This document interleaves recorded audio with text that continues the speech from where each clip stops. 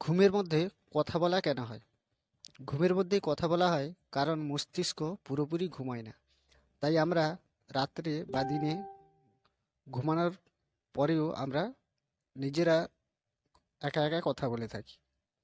তাই ভালো ঘুম হলে শরীর ও মস্তিষ্ক ঠিক থাকবে। বৃষ্টির আগে মাটির গন্ধ কেন আসে? বৃষ্টির আগে যে গন্ধ আসে তাকে বলা হয় পেট্রিচোর। এটা ব্যাকটেরিয়া থেকে তৈরি হয়।